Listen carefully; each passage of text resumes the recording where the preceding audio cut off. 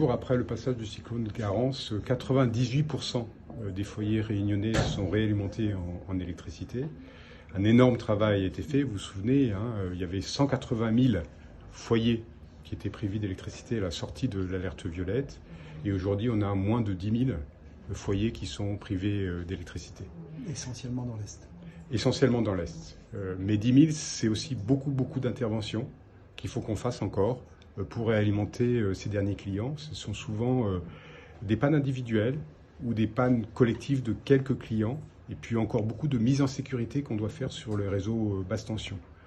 C'est plus de 6 000 interventions qu'on doit faire encore pour réalimenter ces derniers clients. Ça prend énormément de temps pour réalimenter les derniers clients qui sont privés d'électricité. Alors en étant prudent, on peut estimer qu'il nous faudra encore 8 jours pour réalimenter tous les clients sur le nord, sur l'ouest et sur le sud de la Réunion.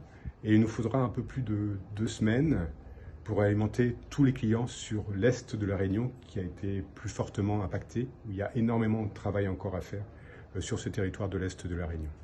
Alors la première étape de ce chantier, pour remettre en service cette ligne 63 000 volts qui permet à la centrale hydroélectrique de Rivière de l'Est d'injecter sa production d'électricité sur le système électrique réunionnais, la première étape, c'est d'avoir du matériel qui vient de métropole et qui va permettre de reconstruire de façon provisoire cette ligne haute tension.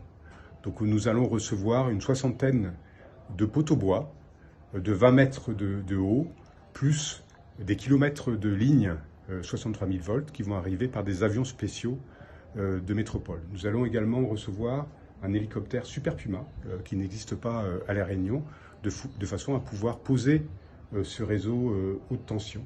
Voilà, ce chantier, nous le lançons et nous espérons que dans un mois, un gros mois on va dire, dans un mois, on pourra remettre en service cette ligne haute tension, ce qui permettra évidemment de pouvoir bénéficier de la production hydroélectrique de cette centrale de Rivière de l'Est.